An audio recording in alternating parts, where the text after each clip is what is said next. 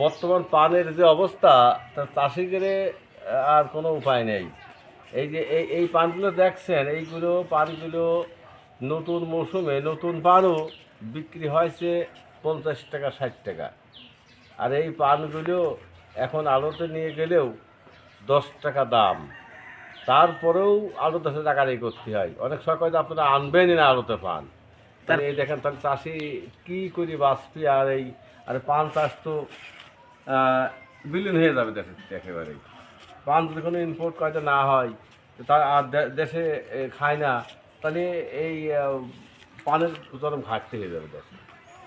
তা আপনার আছে কত বিঘে আছে এই বরজ আছে? আমার 33 শতকের 1 বিঘা জমি বরজ আছে।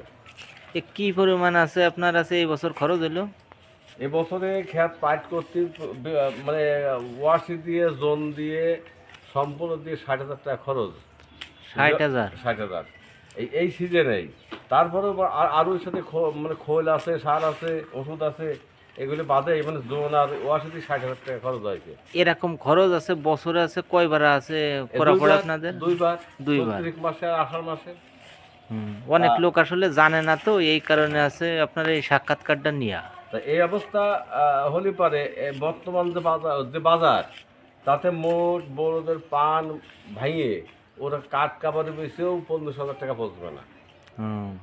আর এই নিয়ে পরিশ্রম তো সব কিন্তু অনেক লোক আছে আপনার আছে মাঠে দেখতেছি আছে সব আছে বরজ ভাঙ্গে দিচ্ছে আছে শুধু এই দাম না কি থাকার করবে? কারণে। আবার এমন এক জিনিস, মানে গলার সময় নতুন কাঠ কাপড় থাকে, ওসব গলা যদি 10টা জন লাগে আর এখন লাগবে 30টা জন।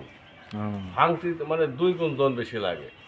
তো তাহলে তাহলে তাহলে চিন্তা করেন যে চাষির কী অবস্থা।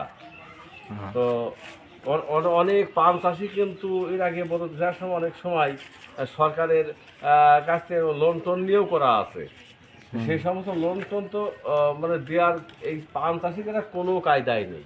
না, অনেক লোক আছে খুব কষ্ট পাচ্ছে দেখতেছি। কষ্ট মানে কি, মানে পান চাষির তো অ্যাকচুয়ালি ভাত বন্ধ হয়ে যাওয়ার অবস্থা হয়ে গেছে। এই বছরে দেখলাম যে আছে 5-6 রকমের আছে চাষ, যারা আছে রেগুলারলি করতো, এই একই অবস্থায় মনে করেন যে সব জর্জরিত। মানে চাষির অবস্থা খুব ভয়ানক, হুম। বুঝছেন? খুবই খারাপ যাচ্ছে খুব বর্তমানে। খারাপ অবস্থা।